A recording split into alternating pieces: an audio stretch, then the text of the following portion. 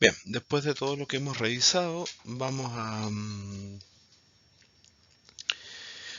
ahora a estudiar cómo se gestiona, cómo se administra el tratamiento de una persona con trastorno por uso de alcohol.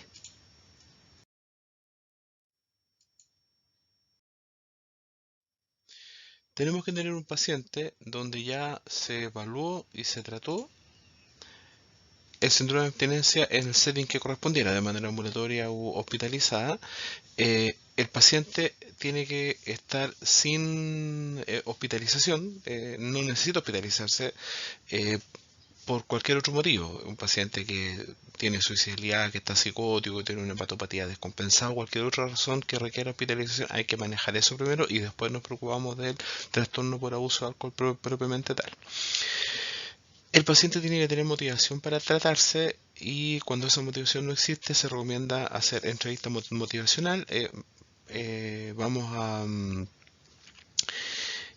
revisar en la clase sincrónica algunos aspectos respecto a entrevista motivacional. Y el paciente tiene que tener claro lo que quiere lograr. Y lo que quiere lograr es lo que quiere lograr el paciente, no el equipo. Entonces, el paciente puede, por ejemplo, que quiera beber menos, puede que lo que quiera lograr es estar sin beber un tiempo, puede que quiera dejar de beber pero continuar con la marihuana, o puede querer suspender consumo de toda sustancia.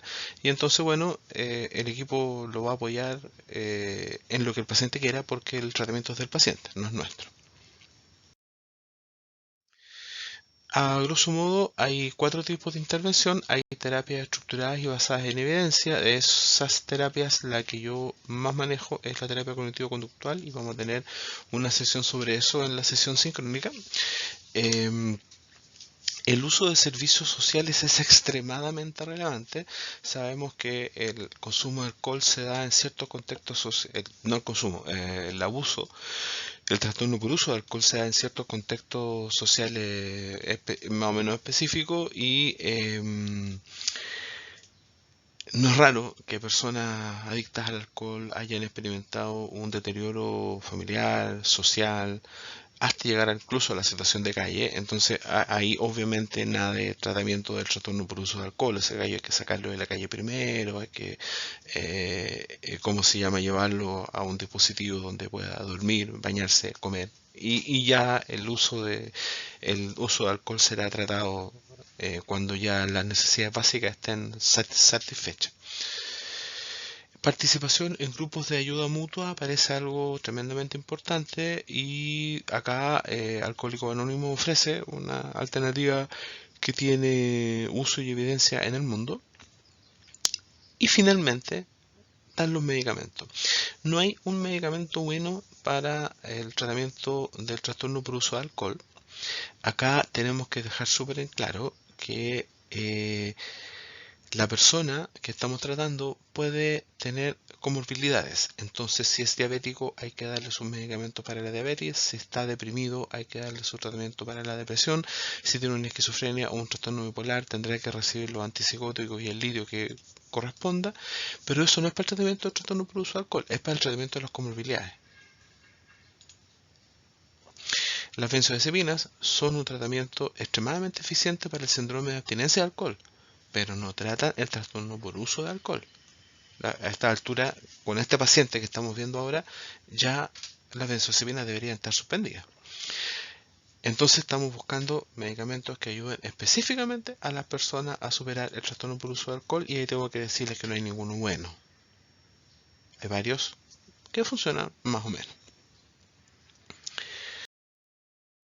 En cuanto a las intervenciones psicosociales, hay que plantearse objetivos de corto plazo, fomentar y apoyar abstinencia o reducción del consumo de alcohol, fomentar la participación en el tratamiento por el trastorno por consumo de alcohol. Obviamente, si no hay adherencia al tratamiento, no funciona. Lo mismo pasa con los fármacos. Promover la participación en servicios psicosociales, especialmente las personas, como digo, que tienen situaciones sociofamiliares muy difíciles, e involucrar recursos familiares, comunitarios y laborales. Acá no hay que hacerse el cucho. Nuestros pacientes alcohólicos con frecuencia se han constituido en un factor que deteriora significativamente el funcionamiento familiar y muchas veces son agresores. en situaciones de violencia familiar, y eso es una situación que hay que afrontar y que hay que manejar para, porque tratar la violencia y tratar el consumo es la mejor manera de proteger a las personas que son víctimas de esa violencia. A largo plazo, los objetivos van a ser restaurar la autoestima, resolver problemas sociales relacionados con el alcohol. O sea, una parte del tratamiento significa que el sujeto tiene que volver a vivir en una casa, bañarse todos los días, poder trabajar, en fin, mejorar la salud física y mantener una abstenencia duradera en el consumo de alcohol o un consumo de alcohol controlado, de manera tal que no tenga consecuencias negativas.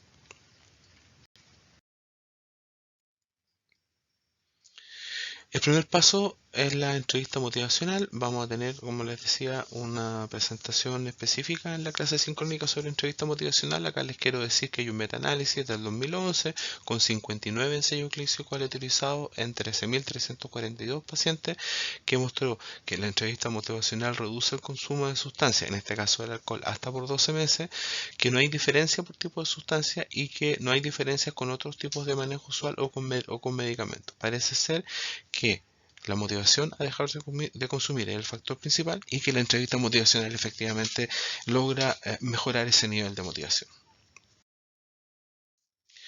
En cuanto a los grupos de autoayuda, el que tiene más evidencia y el que está más difundido a lo largo del mundo es el grupo de alcohólicos anónimos, con su famoso modelo de los 12 pasos. En este momento les quiero pedir otra vez que pues, le pongan pausa al video y que lean un PDF que subí sobre los 12 pasos para que vean de qué se trata y se incorporan otra vez cuando terminen de leerlo. Bueno, habiendo leído el modelo de los 12 pasos, ustedes concordarán conmigo de que no es algo aplicable a todas las personas, o sea, quien quiera quien quiera incorporarse a esta estructura de tratamiento tiene que tener algún tipo de creencia religiosa judeocristiana, porque si no, no le sirve. Yo, para serle franco, desconozco si hay algún tipo de adaptación a religiones, no sé, taoístas o hindúes o budistas, qué sé yo, eso no lo sé, ¿ya? Pero tal como está ahí, requiere pertenecer a algún grupo, o sea, no pertenecer a un grupo religioso, tener algún cierto grado de convicción religiosa, que no todas las personas tienen. Y que a las personas que tratamos de implementar medidas terapéuticas con base científica, como que nos genera un cierto eh, escozor, pero hay que reconocer que para algunas personas funciona bastante bien. Eh, Quienes más beneficio obtienen con el modelo de los 12 pasos de alcohólico anónimo son aquellos alcohólicos que ya están en abstinencia y que asumen el cuidado o asesoría de otro alcohólico. Es como que ellos hacen un sistema de coaching, no lo llaman así, pero funciona un poco así. Y ahí el principal beneficiado es el alcohólico que está ayudando a otro. Por eso es que es súper importante mantener, ¿cómo se llama?, derivar y tener ubicados estos equipos. Es bien relevante que los equipos de salud se contacten con el grupo alcohólico anónimo local para generar una relación positiva, para asesorar en ciertos casos, para combatir algunas creencias que pudieran no ser certeras. Pero Alcohólicos Anónimos es una institución que se aprecia de su independencia. En el PDF les puse la fuente de donde saqué esa descripción de los 12 pasos, que es como la descripción clásica, y puse otra fuente donde ustedes pueden profundizar, pero eso no es materia para este diplomado, solamente para el que tenga más interés. En una primera consulta se puede hacer una intervención psicosocial llamada intervención breve. En esta uno va a aconsejar a los pacientes que no beban cuando manejen vehículos o maquinaria, si están embarazados o creen que puedan estarlo, si existe una contraindicación médica y después de tomar algunos medicamentos como sedantes, ciertos tipos de analgésicos y medicamentos antihipertensivos. En la intervención breve la idea es conversar. Esto tiene un parecido con la entrevista motivacional. ¿Ah? La idea es conversar los riesgos que el paciente está corriendo, discutir las posibles consecuencias. Con frecuencia las personas tienden a minimizar los riesgos y las consecuencias del consumo. Se puede proporcionar consejo médico en el sentido de la diapositiva anterior. Se pide al paciente si está dispuesto a comprometerse y se identifica un objetivo, que generalmente puede ser reducir el consumo o la abstinencia. Cuando veamos entrevista motivacional vamos a ver esto, pero los objetivos tienen que ser específicos. O sea, ahora mi compromiso va a ser pasar de tomar 2 veces por semana a tomar 1 vez por semana. Perfecto, eso es su objetivo. Mi objetivo va a ser de pasar de estar curado a no tomar más de 3 tragos cada vez. Ya, ok, es un objetivo. Vamos a ver si lo consigue. Vamos a tratar de apoyarlo. Le vamos a hacer barra, lo vamos a aconsejar y le vamos a dar ánimos. Vamos a decirle, mira, pero sabes que si tú de verdad no quieres tomar, es mejor que no vayas a jugar a la pelota, porque si juegas a la pelota terminas curado, en fin. Pero en el fondo el objetivo tiene que ser el del paciente y uno lo puede plantear de manera progresiva. ¿Okay? Y no hay que tener objetivos del tipo no voy a beber nunca más, porque ese objetivo solo se puede evaluar cuando el paciente muera, si es que no bebió nunca más o no. Entonces la idea es como plantear objetivos que uno puede evaluar de esta sesión a la siguiente. En cuanto a los fármacos, acá me voy a extender un poquitito porque me interesa que los conozcan. Hay 5 medicamentos que tienen un cierto nivel de evidencia, algunos más, otros menos, para el uso de alcohol. De los 5 hay uno que es el acamprosato, que ya no está disponible en Chile. Lo vendió por un tiempo, se vendió por un tiempo con la marca Campral, pero ahora ya no está. Acá yo les pongo, para que se hagan una idea, ¿no? El nombre comercial del fármaco, la dosificación en la que viene, el número de letra que trae y el precio. Estos precios están actualizados este mes. Y claro, obviamente en general son medicamentos caros. El único más barato es el Antabus, y que más barato, sin ser barato, digamos, y hay que considerar que tanto baclofeno como topiramato tienen genéricos. ¿Ah? Rápidamente, el medicamento que más evidencia tiene para trastorno por uso de alcohol es la naltrexona. Tiene efectividad demostrada, digamos, hay ¿cómo se llama? Un metaanálisis, lo digo por si acá alguien no lo sabe, es un estudio que se hace con varios estudios, como que uno junta estudios que tienen que tener una metodología más o menos comparable, y es como que de todos los estudios hace un estudio muy grande. Acá, por ejemplo, en este metaanálisis fueron 50 ensayos clínicos que reunieron en total a casi 8.000 pacientes, entonces eso si bien es cierto, siempre hay ciertas diferencias en la metodología y eso le resta calidad, pero el número bruto de pacientes aumenta tanto que la suma de calidad de la evidencia supera a la desventaja que tiene el mezclar estudios, ¿cómo se llama?, que tienen ciertas diferencias. Los pacientes, que eran hartos, se trataron durante 3 meses en general y se compararon contra placebo, y las personas que usaron naltrexona consumían menos alcohol cada vez y consumían alcohol menos frecuentemente que las personas que tomaban placebo, y el reporte de efectos adversos fue poco frecuente. O sea, un medicamento que tiene utilidad. Lo que se hace es usar 50 miligramos diarios, a veces 100 miligramos diarios. Hay una formulación de depósito que dura 4 semanas el efecto, lamentablemente no está en Chile. Cuando se usa por vía oral, muchas veces se dan 50 miligramos todos los días, pero los días en que la persona suele beber, usualmente los viernes y sábados, se le dejan 100 miligramos.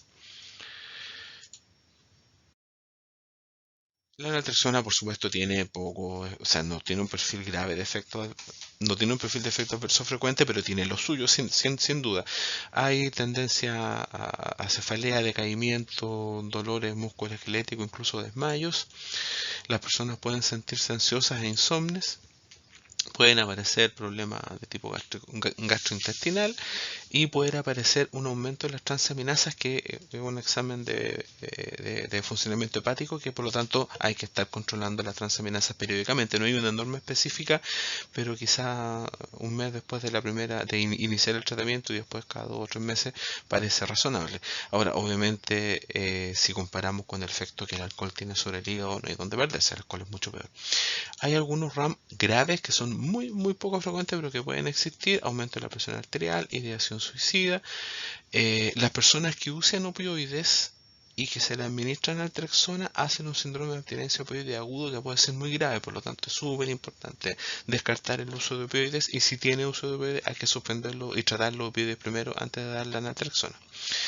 Y hay algunas reacciones alérgicas muy raras y muy graves, como son la neumonía eosinofílica y la hepatitis aguda. Otro fármaco que este es como que el que más conocemos, el disulfiram o antabus, eh, tiene este mecanismo de acción, que acá le hice un bonito para que quede más claro. El alcohol en el hígado se metaboliza por varios sistemas enzimáticos a acetaldehído, que es otra molécula que a su vez es tomada por la aldehído deshidrogenasa y convertida en acetato, y el acetato se va a la síntesis de colesterol y ácido graso. ¿Ya? Entonces, hasta ahí no hay problema. Este es un metabolismo rápido, digamos, que elimina bastante eficientemente el alcohol. Si yo doy disulfiram, voy a bloquear esta enzima, y entonces se me va a empezar a acumular el acetaldehído, y el acetaldehído es lo que provoca una intoxicación por acetaldehído, que es lo que provoca los síntomas. Cuando además yo tengo, ¿cómo se llama? Disulfiram en tratamiento continuo, se empieza a acumular dopamina en la corteza prefrontal, y eso tiene un efecto bueno y un efecto malo. Puede aumentar la posibilidad de que existan síntomas psicóticos, en especial en personas predispuestas, personas que tienen daño orgánico cerebral severo, personas con esquizofrenia o personas con trastorno bipolar. Pero además, la ventaja de esta acumulación de dopamina en la corteza prefrontal es que interfiere con el efecto de la cocaína. Hace menos placentero el uso de cocaína, e incluso podrían aparecer síntomas aversivos con el uso de cocaína. Entonces, hay alguna evidencia de que ¿cómo se llama? El uso de disulfiram pudiera ayudar a las personas con trastorno por uso de cocaína por este mecanismo. Cuando uno está tomando disulfiram y toma etanol, puede aparecer síntomas leves, moderados, severos. Los síntomas leves son enrojecimiento facial, sudoración y cefalea. Hay algunas personas que no tienen efecto al mezclar disulfiram y etanol, pero son las menos. Lo más usual es la reacción moderada, en que la persona tiene náuseas, taquicardias, palpitaciones, empieza a ventilar muy intensamente, puede tener baja presión arterial y sentir dificultad respiratoria. Y hay casos que afortunadamente son raros, pero son severos. Esta severidad es idiosincrática en general, o sea, es la característica de la persona, pero además es más probable si usan dosis altas de disulfiram y si la ingesta de etanol es rápida e importante en magnitud. Vómito, depresión respiratoria, colapso cardiovascular, arritmias cardíacas, infarto en miocardio, insuficiencia cardíaca aguda, pérdida del conocimiento, convulsiones y muerte. O sea, esto es súper poco frecuente, pero es algo que puede ocurrir y las personas tienen que estar advertidas.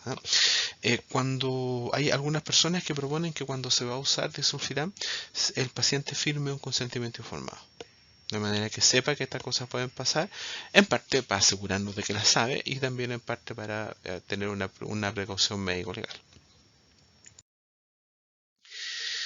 El disulfiram es un medicamento bien especial porque es un placebo. Uno le dice al paciente: mire, este medicamento usted lo puede tomar, si usted decide tomarlo, es súper recomendable que no beba alcohol, porque si bebe alcohol, el medicamento va a tener el efecto de que se va a sentir muy mal. Obviamente uno le explica más, pero esa sería como la... Por lo tanto, el paciente no toma alcohol y el disulfiram no hace ningún efecto. Por lo tanto, está el concepto de que el disulfiram en sí mismo es un placebo, porque se supone que no debe actuar. Se supone que la persona no va a tomar alcohol, entonces se supone que nunca va a experimentar el efecto del disulfiram. Y por lo tanto es súper difícil diseñar un estudio ciego, porque ¿qué placebo le doy? si el disulfiram en sí mismo funciona como un placebo. Eh, a ver, esto considerando que yo podría hacer un estudio para ver si las personas efectivamente tienen efecto disulfiram al combinarlo con etanol, o yo podría hacer un estudio para saber si efectivamente las personas que usan disulfiram beben menos alcohol. ¿Ya? Hay tres estudios, tienen cierta calidad, y dos de ellos muestran ventaja para uso del disulfiram y el otro no muestra ventaja para uso del disulfiram. Entonces, en el fondo es un medicamento que tiene efectividad, pero un medicamento de uso hasta ahora todavía discutible. No es tan bueno como la naltrexona. La dosificación es súper importante que el paciente ya tenga alcoholemia cero. Eso casi siempre es posible considerarlo después de 24 horas de abstinencia confirmada. El disulfiram es un medicamento que no se puede iniciar durante la intoxicación, pero que sí se puede iniciar durante el síndrome de abstinencia si es que el paciente está en condiciones de conciencia como para comprender y dar su consentimiento. Se da una única dosis diaria. Las 2 primeras semanas se usan de 250 a 500 miligramos y luego se sigue con 125 a 250 miligramos. Con un máximo de 500 miligramos al día, jamás se deben utilizar dosis mayores a ella por riesgo de efectos adversos. Las personas que toman disulfiram suelen reportar sabor a ajo o sabor metálico en la boca, somnolencia, dolor de cabeza. La neuropatía periférica es un efecto adverso que se puede ver con dosis usuales, pero que es bastante más común de ver en pacientes que toman más de 500 miligramos diarios. Lo mismo ocurre con la hepatotoxicidad. También puede haber neuritis óptica, que afortunadamente es bastante rara, disfunción eréctil y alergias.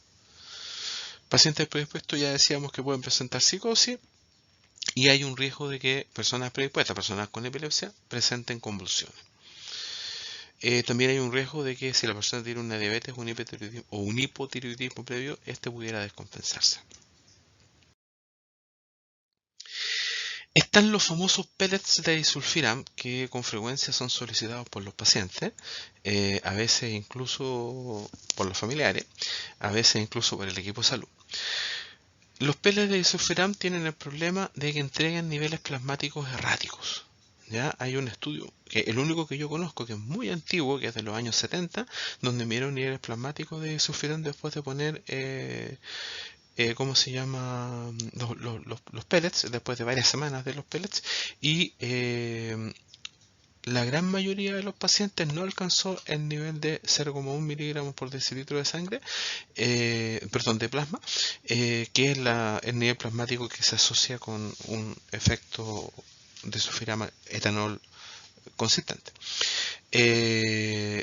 Hay 6 estudios controlados. Fíjense que el disulfiram en pellets ha sido más estudiado que el disulfiram oral. Hay 6 estudios controlados no cegados con 282 pacientes, o sea, cada uno de los 6 estudios es pequeñito por un tiempo más o menos prolongado, y se ha visto que el disulfiram en pellets no es mejor que el placebo.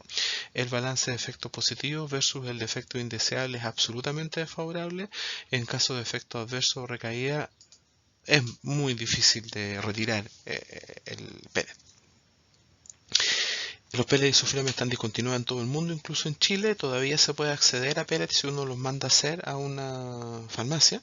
Por lo menos, bueno, yo no indico pellets de disulfiram hace muchos años, pero cuando lo indicamos tenía que mandarlo a hacer a una farmacia. Cuando salió este metaanálisis dejamos de indicarlo. Y claro, evidentemente la técnica con la cual se hacen esos pellets es completamente desconocida para mí, y si los pellets hechos por el fabricante entregan niveles plasmáticos erráticos, esto otro absolutamente impredecible, y todos hemos tenido pacientes que se ponen los pellets y que no tienen ningún efecto anti-etanol. Así que en realidad es un tratamiento que no se recomienda.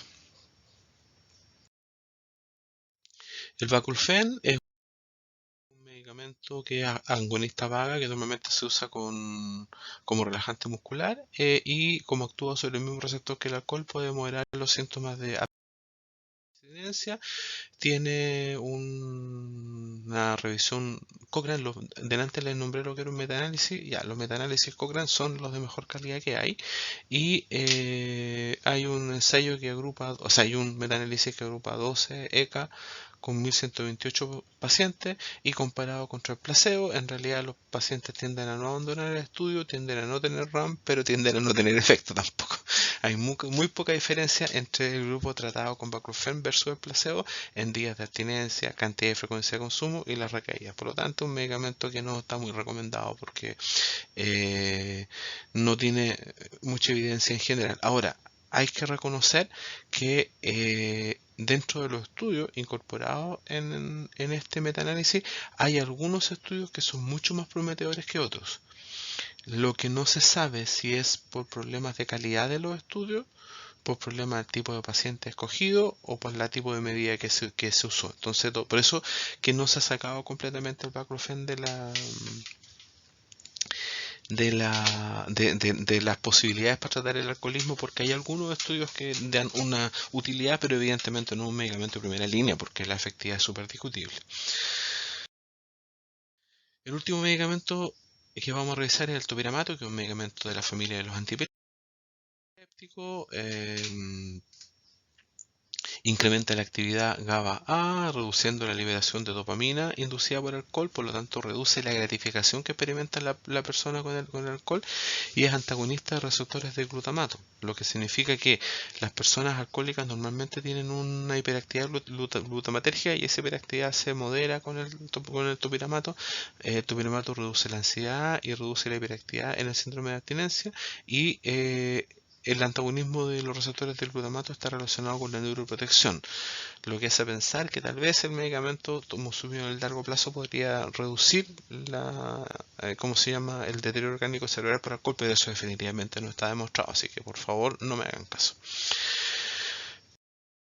Hay un ensayo, solo un ensayo, o sea, esto no es un metaanálisis, solo un ensayo con 150 placebos, bien hecho, comparado con placebo, ciego, los pacientes no sabían si estaban tomando el topiramato o estaban tomando el placebo, y el topiramato redujo los días de consumo, el total de bebidas alcohólicas consumidas cada vez que la persona consumió. O sea, tiene una efectividad, es mejor que el placebo. También reduce los episodios de craving, que es este momento en que la persona siente la necesidad imperiosa de consumir. Hay otros estudios posteriores de menor calidad, pero que han tenido resultados en la misma línea, y entonces no hay mucha investigación, pero la investigación que hay es favorable. ¿Ya? Ahora, uno desearía que hubiera hartos estudios más, digamos, un puro estudio de buena calidad no es suficiente. Además, el topiramato tiene un efecto en mejorar la prueba hepática, mejorar el colesterol total, reducir el peso corporal y la presión arterial, o sea, tiene un efecto positivo en la salud general. Hay que tener cuidado con las dosis, que es para este medicamento puso especialista, por lo que vamos a ver a continuación, pero la instalación y la retirada tienen que ser siempre lenta y progresiva. Nunca instalen bruscamente el topiramato y nunca lo suspendan bruscamente. El problema fundamental con el topiramato es que produce efectos adversos de tipo neurológico. Por una parte están las parestesias y por otro lado sueño, mareo, fallos de memoria, fallos de atención, fallos de concentración y otras disfunciones cognitivas. Este es un medicamento que, dicho en buen chileno, atonta a los pacientes y por lo tanto tiende a ser más o menos mal tolerado. Produce algunos tipos de alteraciones metabólicas como acidosis, hiperamonemia y cosas así raras. Puede empeorar o desencadenar un glaucoma, que es el aumento de la presión del ojo. Puede en algunos pacientes estar asociado a depresión y ideación suicida. Puede aumentar la frecuencia de cálculos renales y reduce la capacidad de sudoración. Por lo tanto, en épocas de calor puede producir hipertermia en la persona. Obviamente este perfil de efectos adversos, que es bastante favorable, hace que no tenga una indicación muy clara, porque tenemos hartos efectos adversos y tenemos una efectividad clínica demostrada solo por un ensayo, entonces el riesgo-beneficio no es muy claro.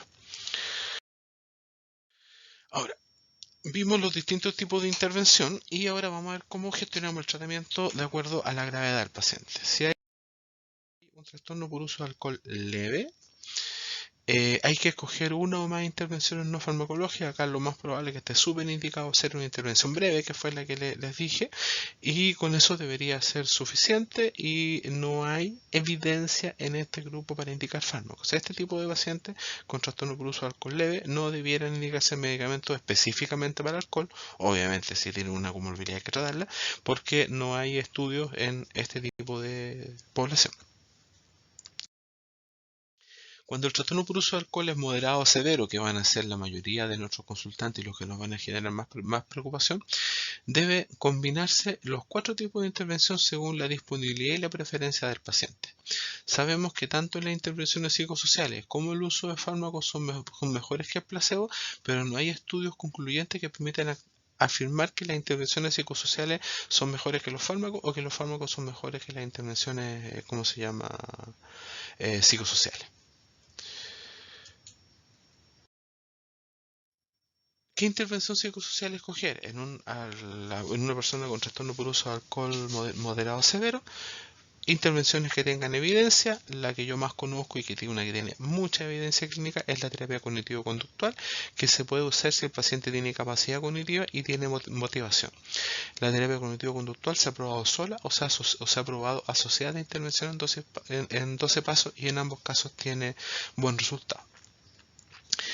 Si el paciente tiene mucha limitación cognitiva, es probable que no logre incorporarse a una terapia cognitivo-conductual, y entonces le vamos a recomendar participar en grupos de autoayuda, especialmente los grupos relacionados con 12 pasos.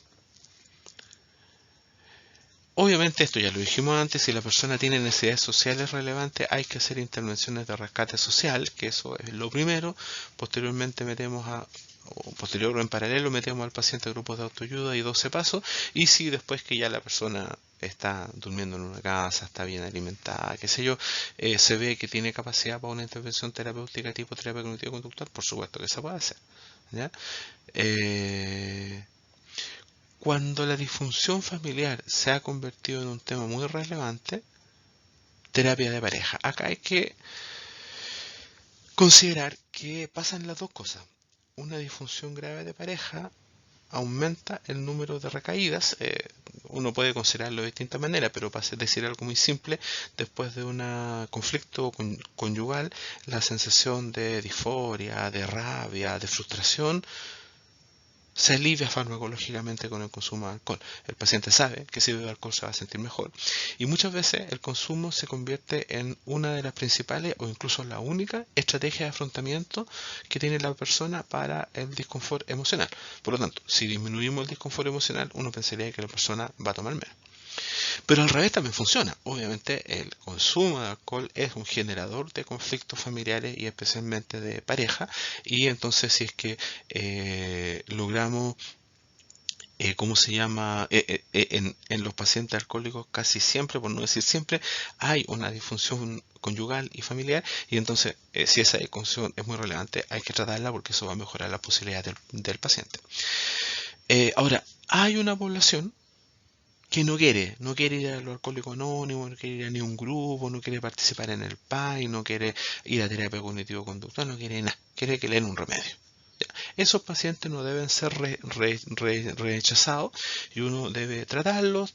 Digamos, el hecho de que sean pacientes que solo toman fármaco no significa que lo vamos a controlar cada 6 meses, sino que hay que hacer un seguimiento, y en el fondo de manera compartida quizás con otro profesional como el equipo de enfermería, entendiendo que las horas médicas y de especialistas siempre son súper escasas.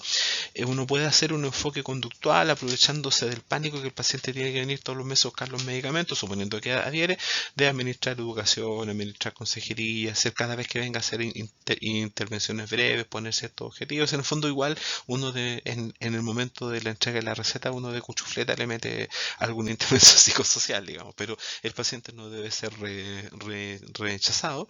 En una de esas le funciona. Sabemos que uno de los factores más importantes es el factor motivacional, y en caso de que no, siempre uno puede ofrecerle las intervenciones cognitivo-conductuales cuando el paciente esté preparado para recibirla.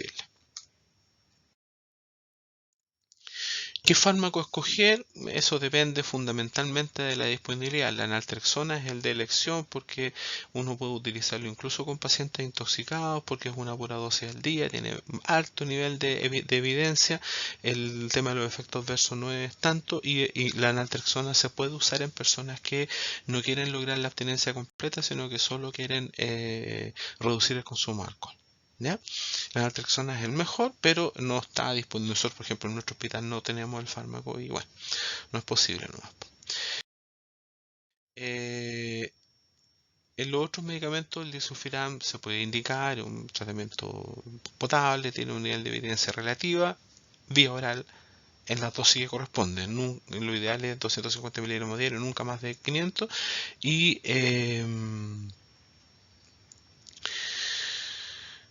el oral. El uso de pellets no tiene ninguna indicación porque no tiene eficacia. Ahora, si el paciente ingresa a un programa ambulatorio intensivo, por supuesto que va a estar en control y seguimiento diario o algo así. Si el paciente está ambulatorio, debe ser controlado por lo menos una vez a la semana y después de a poquito se va distanciando. Es importante tener pruebas objetivas. Aquí hay lo que tú queráis, pero hay algunos equipos que consideran que el uso de pruebas objetivas les puede lesionar la relación médico-paciente, no permite que se establezca la confianza, reduce la autonomía y el comportamiento adulto del paciente. Otro equipo, dentro de los que me cuento, no es que yo sea un equipo, pero en la parte que he trabajado es mi enfoque. Pensamos que la prueba objetiva permite justamente asegurar, mantener en el tiempo, ¿cómo se llama? Es un motivo más para mantener la abstinencia en el tiempo. Eso lo dije súper mal, pero eso el hecho de saber que te van a hacer un test de droga es un motivo más para saber que se mantiene, para mantener la abstinencia y, digamos, evita que el paciente minimice el consumo. ¿Ya? La idea de que el paciente, si sabe que le van a hacer un test de droga, va a llegar con tanto que consumió, digamos, ¿ya? Y lo importante de eso, no, obviamente, nosotros queremos saber que consumió no para retarlo, sino en el fondo para hacer un análisis del episodio de recaída, para detener el consumo y para aprovecharlo, porque las recaídas son súper importantes. En las recaídas uno sabe qué es lo que hace beber al paciente. Y entonces,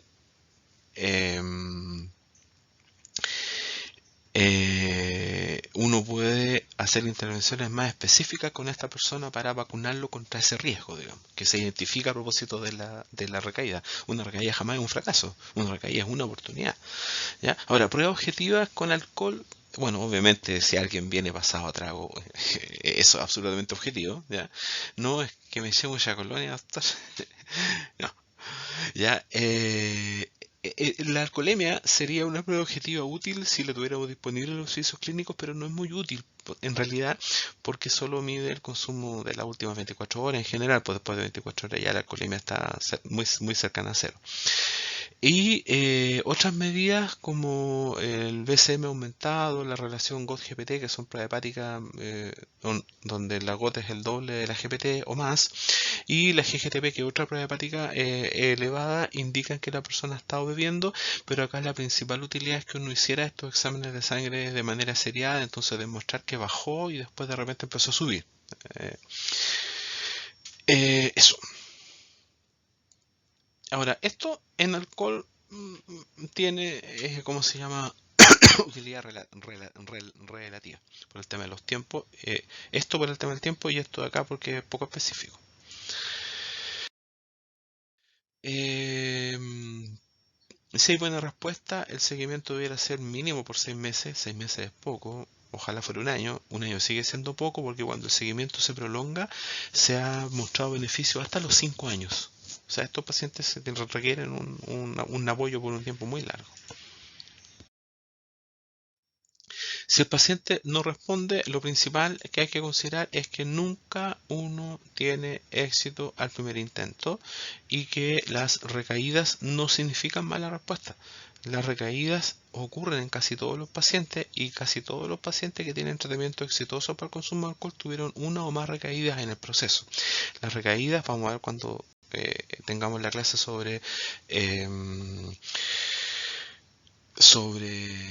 terapia cognitivo-conductual, las recaídas son un momento extremadamente útil para ayudar al paciente a mantener la abstinencia. Ahora, cuando uno ya sabe que el paciente está teniendo una mala respuesta, le está costando, o es un paciente que abandonó y vuelve, en fin, acá quizás lo más importante es que uno mismo contenga su sentimientos de frustración y que reciba al paciente sin enjuiciamiento, sino que para ayudarlo. ¿Ya? Este problema es así, digamos, la ambivalencia existe, la persona, lo vamos a ver en la clase TCC, las personas quieren al mismo tiempo dejar de consumir y sigue consumiendo. Entonces, esto es así, es normal. Cuando uno tiene una mala respuesta al tratamiento, uno podría usar una dosis mayor del medicamento indicado. Uno podría pasar a un fármaco de segunda línea, ya que el más útil no funcionó, darle otro.